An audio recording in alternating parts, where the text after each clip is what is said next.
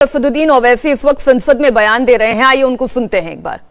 कि आखिर ये कौन लोग हैं जो गोली पर भरोसा करते हैं, बैलेट पर नहीं करते।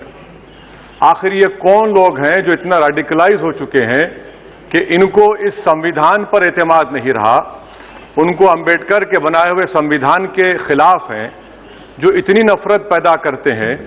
आखिर ये कौन लोग हैं? मैं इसको सियासी गुफ्तगू नहीं करूंगा, ये सबके लिए छोड़ रहा हूं, क्योंकि जहां तक मुझे मालूम कि मैं 2 मरतबा का विधायक हूं, 4 मरतबा का सांसद हूं, और अगर इस तरह से अगर राजनीति आगे बढ़ेगी कि टोल गेट पर गाड़ी रुकती है और 4 राउंड गोलियां चलाई जाती हैं, आखिर इन नौजवानों को ये कैसे रेडिकलाइज हुए?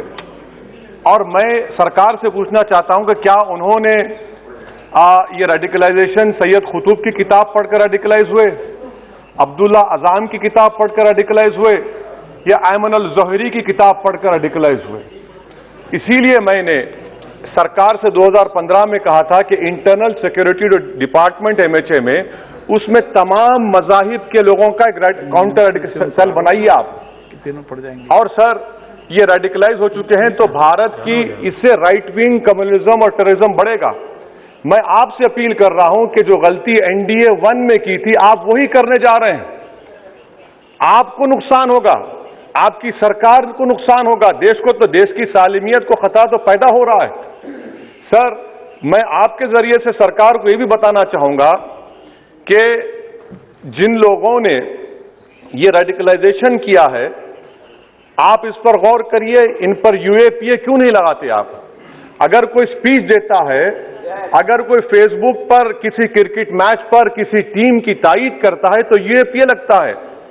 एक सिटिंग MP के ऊपर UAPA नहीं लगेगा सर, मैं सरकार पर छोड़ता हूं।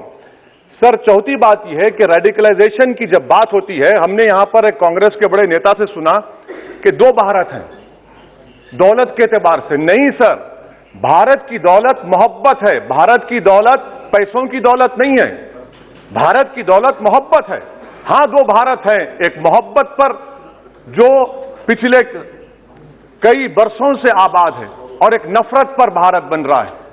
तो क्या आप दौलत की भारत की मिसाल देंगे या मोहब्बत की भारत की मिसाल देंगे?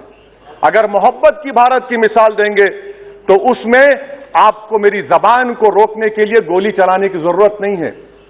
इस 2 भारत को समझने की जरूरत है। सर खत्म, सर मुझे खत्म, सर सुनिए सर, मैंने करीब से 6 फीट से गोलियां देखी, मुझे बोलने दीजिए सर। हो सकता है कि कल दिन ना देखूं मैं, अगर मैं यहां पर नहीं बोलूंगा तो कहां बोलूंगा सर? आप मुझे प्लीज बोलने दीजिए।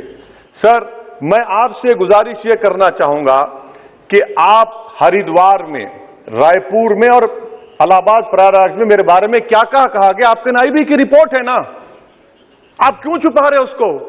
देखिए मैं मौत से नहीं डरने वाला हूं, हम सबको जाना है इस दुनिया से, बल्कि मैंने कह दिया कि मैं इस वतन में पैदा हुआ, मेरी मां की कोख से तो जमीन पर लिटाया गया। जब मेरी आंख बंद हो जाएगी तो इंशाल्लाह औरंगाबाद की जमीन मुझे दफनाया जाएगा।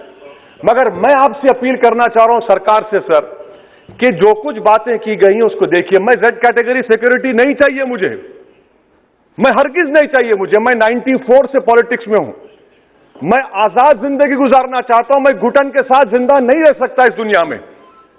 मुझे जिंदा रहना है तो अपनी आवाज उठाना है, मुझे जिंदा रहना है तो सरकार किसी के उनके खिलाफ बोलना है, और अगर गोली लगती है तो मुझे कबूल है, मगर मैं घुटन की जिंदगी नहीं गुजार सकता सर। मेरा मानना यह है कि संविधान में अगर देश के गरीबों को, मजलूमों को, अल्पसंख्यक समाज को सिक्योरिटी मिलेगा तो मुझे मिलेगी। आपकी चिंता हमें है ना सर, मैं आप सिक्योरिटी दे रहे हैं आपको नहीं सर, देश के गरीब बचेंगे तो मैं बचूंगा। ओवैसी की जान इखलाक पीलू से बढ़कर नहीं है सर। ओवैसी की जान उस वक्त बचेगी जब गरीब की जान बचेगी। इसीलिए मैं आपके जरिए सरकार से अपील करना चाहूंगा कि सर इस नफरत को खत्म करिए, इस नफरत को खत्म करिए, और इस पर आप गौर करिए। मैं नहीं लूंगा सिक्योरिटी, मैं Z कैटेगरी नहीं चाहता हूं सिक्योरिटी। मुझे A कैटेगरी का शहरी बनाइए आप, मुझे A कैटेगरी का शहरी बनाइए, ताकि मेरी और आपकी जिंदगी बराबर हो। जब देश के प्रधानमंत्री पर सिक्योरिटी ब्रीच हुआ, अपोजिशन की तरफ से मैंने कहा था कि गलत हुआ, सब सेकुलर पार्टी के लोगों ने कहा कि ओवैसी तुम क्यों बोले, तुम क्यों बोले? मैंने कहा नहीं, देश का प्रधानमंत्री मेरा है, सिक्योरिटी ब्रीच हुई तो एक्शन लेना चाहिए, मगर 4 मर्तबा के एमपी पर कोई 6 फीट के फासले से 4-4 गोली चलाता है। मुझे मौत है, हम सबकी मौत है, मगर मैं इन गोली चलाने वालों से डर कर खामोश नहीं बैठने वाला हूं। और मैं दुआ करता हूं कि उत्तर प्रदेश में पुरअमन पोलिंग होगी इंशाअल्लाह। उत्तर प्रदेश की जनता गोली चलाने वालों का जवाब बैलेट से देगी, नफरत का जवाब मोहब्बत से देगी और कमजोरों को दबाने का जवाब हिस्सेदारी से देगी। मेरी आपसे गुजारिश है सर कि मुझे जेड कैटेगरी नहीं चाहिए, मैं रिजेक्ट करता हूं। आप इंसाफ करिए सर, उस पर यूएपीए लगाइए। और इनके दिमाग कौन है? 2 लोग रेकी करते हैं, उनको मालूम कि मैं मीरठ की ठोर से आ रहा हूं उस टोल गेट पर, और 6 फीट के फासले पर गोली चलाते हैं। तो आप देख लीजिए सर, आप सरकार के हवाले, अगर आप इंसाफ करना चाहे आप इंसाफ कर सकते, मगर रेडिकलाइजेशन आपको नुकसान पहुंचाएगा और इससे राइट विंग टेररिज्म बढ़ेगा। शुक्रिया सर। इंडिया टीवी हर वक्त हर जगह डाउनलोड करने के लिए सर्च करें India TV news Google play store या ऐप स्टोर पर।